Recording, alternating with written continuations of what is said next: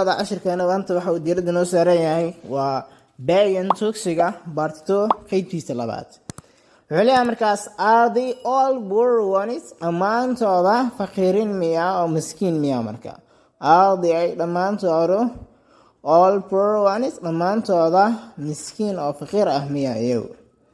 bi wuxuu leeyahay no my buire some of them qaar kamid ah iyagu are poor ones waa kuwa faqiirin ah oo miskiin ah but laakiin others kuwa kalena are not faqiirin iyo miskiin inta uma ahan moreover intaa waxaa sii dheer they modernized waxay casriyeeyeen their skill xirfadooda of being ee tugsiga xirfadooda tugsiga ah ayay sii casriyeeyeen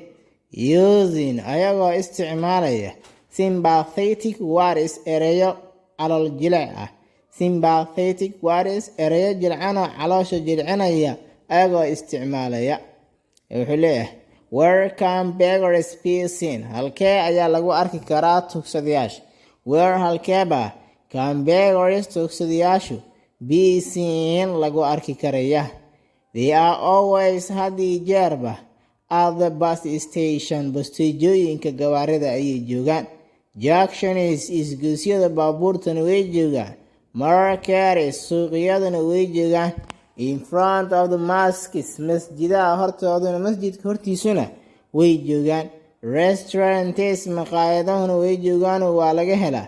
on every place iyo goob walba waa laga helayaa wuxuu leeyahay what do they use maxay isticmaalaan markay dadku dawarsanayaan maxay isticmaalayaan iyagu they use waxay isticmaalaan hats koofiyado dhaadheer ayay isticmaalaan koofiyadahooda canis qasacyo ayay isticmaalayaan or ama boxes sanduuqyay wataan ay ku ridanayaan to collect si ay ugu soo urursadaan the donations deeqaha la siinayo lacagaha iyo deeqda lagu tabarucayo ayay intaasba ku urursanayaan badan haddii aad ka hesho muuqaalka like sar sidaas la mid ah haddii aad ku cusubtaa channelkuna subscribe sar waxaan saaranaa wadadii aan ku tagi lahayn 700 subscribers mahadsanid